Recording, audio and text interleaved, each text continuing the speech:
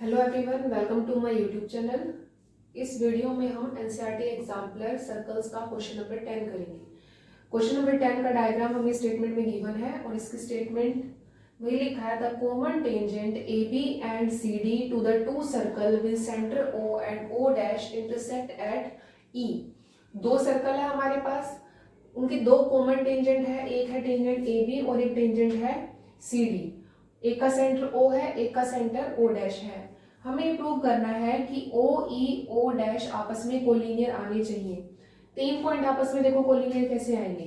अगर मैं इस पॉइंट की बात करूं OE O डैश, ये कोलिनियर तभी आएंगे जब इस लाइन के ऊपर जितने भी एंगल बन रहे हो सभी का सम कितना आ जाए, 180 आ जाए। तो हम यही यहाँ पे प्रूव करके दिखाएंगे। मैं यहाँ पे एंगल मेंशन कर रही हूँ, angle 1, angle 2, angle 3, angle 4, angle 5, angle 6। Angle 1, angle 5, angle 3, हमें इन तीनों का सम 180 चाहिए। तो स्ट्रेट लाइन के या तो ऊपर वाले हम एंगल का पेयर ले लेते हैं या नीचे वाले एंगल का पेयर ले लेते हैं। तो मैंने यहाँ पे देखा जो ऊपर पेयर है 1, 5, 3, ये तीन एंगल्स हैं, इन तीनों का सम हमारे पास आना चाहिए 180, जिससे प्रूव हो जाएगा कि तीनों पॉइंट आपस में कोलिनियर है। तो अब हम ये कैसे करेंगे, हमने एक प्रॉपर्टी की हुई है कंप्लीट एंगल की। कंप्लीट एंगल की प्रॉपर्टी क्या होती है कि पॉइंट के अराउंड सभी एंगल्स का सम 360 होता है। अगर यहाँ पे मैं चेक करूं, angle 1, angle 2, angle 6, angle 4, angle 3, angle 5, इस पॉइंट के अराउंड ये सभी एंगल्स हैं, इन सभी का सम कितना होगा 360। बट मुझे ऊपर वाले एंगल का सम चाहिए। तो पहले हम देखते हैं कि प्रॉपर्टी हम कैसे लगाते हैं। We know that complete angle is equal to 360। तो यहाँ पे कंप्लीट एंगल कौन सा बन रहा है, angle 1 plus angle 5 plus angle 3 plus angle 4 plus angle 6 plus angle 2 is equal to 360। But मुझे 3 एंगल्स चाहिए, 1, 5 और 3। इट मीन्स 4, 6, 2 को हमें यहाँ से रिमूव करना पड़ेगा। और कोई भी एंगल हम कैसे रिमूव करते हैं, हम इन तीनों एंगल को इन तीनों एंगल के इक्वल बना देंगे, जिससे हमारे पास ये तीनों एंगल यहाँ से रिमूव हो जाएंगे और बाकी तीन एंगल का सम हमारे पास आ जाएगा 180। तो 4 देखो हमारा किस में कन्वर्ट हो सकता है, 4 हम 3 में कर सकते हैं, 6 हम 5 में कर सकते हैं, 2 हम 1 में कर सकते हैं। कैसे कर सकते हैं, सबसे पहले देखो एंगल 5 और एंगल 6 दोनों एंगल आपस में इक्वल हैं। इसका रीजन क्या है, वर्टिकली अपोजिट एंगल। क्योंकि ये क्वेश्चन में गिवन है कि ये दोनों लाइन ए बी और सी डी आपस में ई पॉइंट पे इंटरसेक्ट कर रही है।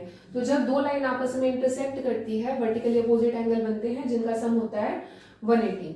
इसके बाद जो एंगल 1 है और एंगल 2 है ये आपस में इक्वल है। ये दोनों एंगल आपस में इक्वल क्यों है, हम ये देखते हैं। हमारे पास यहाँ पे दो ट्राइंगल बन रही है AEO, in triangle AEO and triangle CEO।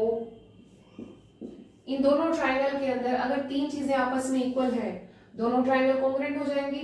और जब दो ट्राइंगल आपस में कॉन्ग्रुएंट हो जाती है बाय CPCT, उसके बाकी के सभी पार्ट्स आपस में इक्वल होते हैं। तो यहाँ पे मैंने चेक किया EA और EC ये दोनों आपस में टेंजेंट है, EA is equal to EC। ये दोनों इक्वल क्यों है, क्योंकि दोनों एक्सटर्नल टेंजेंट है, दोनों की लाइन आपस में इक्वल होगी। OA और OC रेडियस है, OA is equal to OC, both are radius। Third point OE इन दोनों में आपस में कॉमन है, OE is equal to OE common. अब यहाँ पे हमारा रूल लगा SSS rule. By SSS congruence rule triangle AEO congruent to triangle CEO and by CPCT का मतलब होता है जब दो ट्राइंगल कॉन्ग्रुएंट हो जाती है तो ट्राइंगल के जितने भी पार्ट्स बचे हुए हैं वो आपस में इक्वल आ जाते हैं।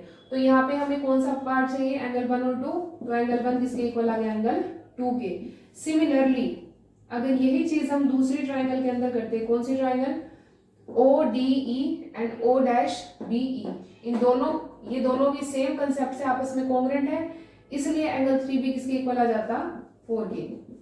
क्योंकि सेम कंसेप्ट लग रहा है इसलिए हम फिर से करके नहीं दिखाएंगे, हम सिमिलरली करके लिखेंगे। एंगल 3 भी हमारा 4 के इक्वल आ गया और एंगल 5 ऑलरेडी हमारा एंगल 6 के इक्वल था क्योंकि ये वर्टिकली अपोजिट एंगल है। तो हमारी ये थी, दिस इज फर्स्ट इक्वेशन। और जो हमारे इक्वल एंगल आए हैं, second equation, third equation and fourth equation. तो हम इन सभी एंगल की वैल्यू पुट कर देंगे फर्स्ट इक्वेशन में. Put values of equation number 2, equation number 3, equation number 4 in equation number 1. अब इक्वेशन नंबर 1 क्या है हमारे पास? Angle 1 plus 5 plus 3, angle 1 plus 5 plus 3 plus 4 plus 6 plus 2 is equal to 360. इन तीनों को तो हमें अनचेंज रखना है. प्लस एंगल 4 देखो किस में चेंज होगा? एंगल 3. एंगल 6 हमारा किस में चेंज होगा? एंगल 5. और एंगल 2 हमारा चेंज होगा एंगल 1 में. अब यहाँ पे देखो 2 टाइम एंगल 1 आ रहा है, 2 टाइम एंगल 3 आ रहा है, 2 टाइम एंगल 5 आ रहा है. तो हम इसको लिख सकते हैं 2 bracket angle 1 angle 5 plus angle 3 is equal to 360. अब 2 राइट साइड जाके हो जाएगा डिवाइड.